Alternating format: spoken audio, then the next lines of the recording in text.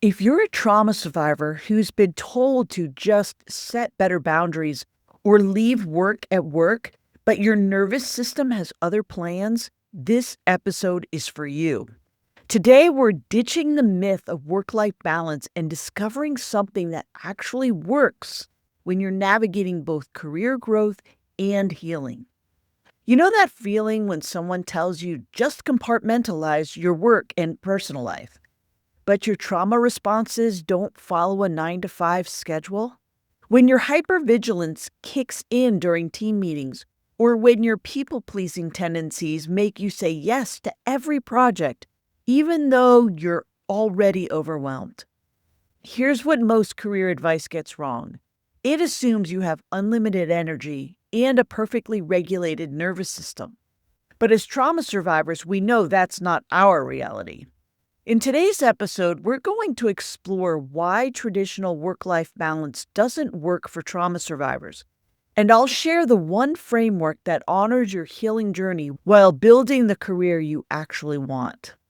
I'm sharing this because I've been where you are, trying to force myself into productivity systems and boundary strategies that felt impossible with my trauma responses. And through my work with hundreds of trauma survivors at the Resilient Career Academy, I've discovered what actually works. By the end of this episode, you'll understand why your attempts at work-life balance keep failing, and you'll have the one alternative approach that works with your nervous system, not against it. And if you don't listen, you'll keep burning yourself out trying to fit into systems that weren't designed for people like us.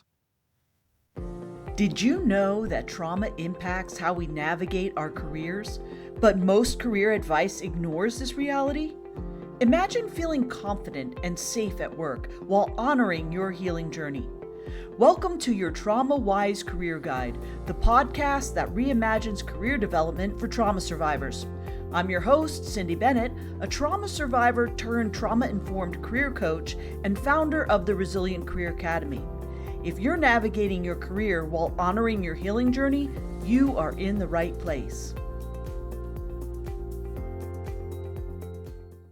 Let's start with a reality check. Traditional work-life balance assumes you can neatly separate your professional self from your personal self. But when you're a trauma survivor, your nervous system doesn't recognize those boundaries. Your hypervigilance doesn't turn off at 5 p.m. Your people-pleasing tendencies don't stay in the office.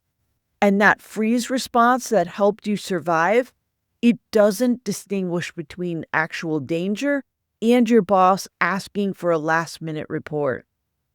The problem with work-life balance for trauma survivors is that it's built on the myth of compartmentalization. The idea that we can just switch off parts of ourselves depending on the context. But trauma lives in our bodies, not our calendars. Here's what happens when you try to force work-life balance as a trauma survivor. You exhaust yourself trying to leave work at work when your nervous system is still processing that difficult meeting from 3 hours ago. You feel guilty for needing recovery time after challenging workdays. You think something's wrong with you because those productivity tips everyone swears by just make you feel more overwhelmed. The truth is, work-life balance wasn't designed for people whose nervous systems are wired differently due to trauma. It assumes unlimited energy, perfect emotional regulation, and the ability to compartmentalize, things that simply aren't realistic when you're navigating both career growth and healing. Instead of balance, we need harmony. Think of it like music. It's not about each instrument playing at the same volume, but about them working together to create something beautiful. Career life harmony for trauma survivors means working with your nervous system instead of against it. It means honoring that your healing journey actually creates professional superpowers, not limitations to overcome. Here's what career life harmony looks like practically. Energy-based planning. Instead of forcing yourself to work during traditional productive hours, you turn into your nervous system.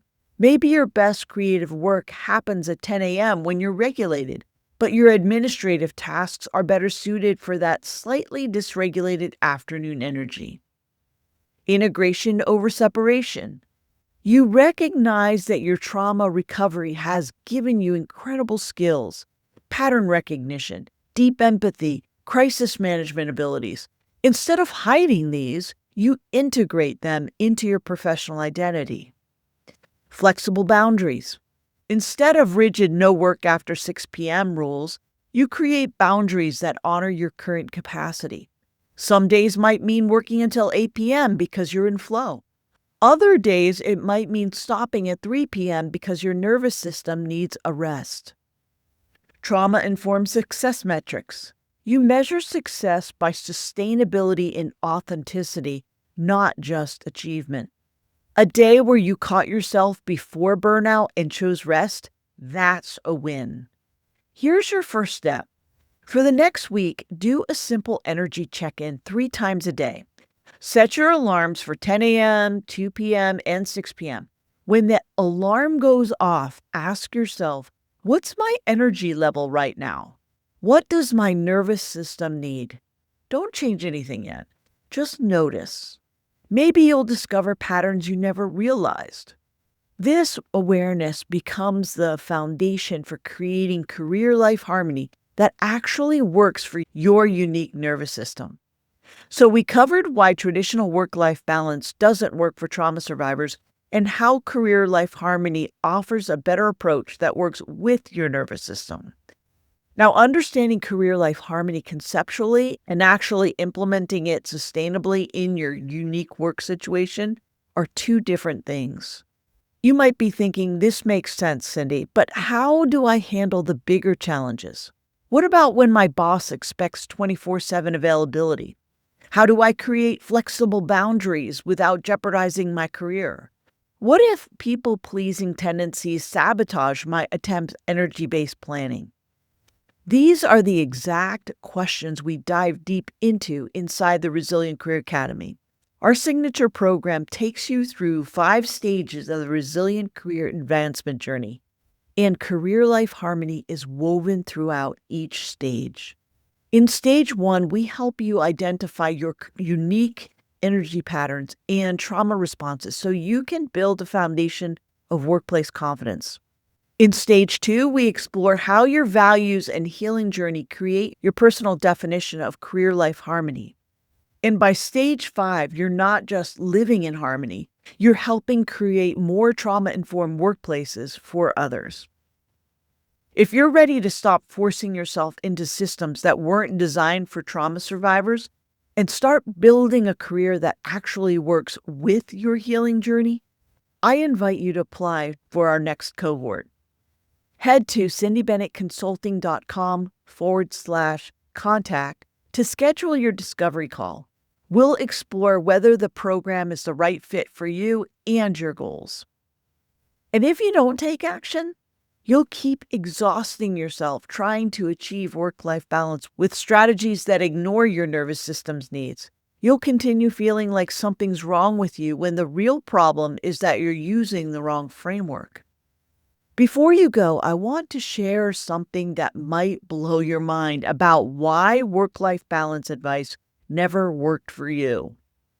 There's actually a scientific reason why trauma survivors struggle with traditional productivity systems, and it has nothing to do with willpower or discipline. Here's what researchers have discovered.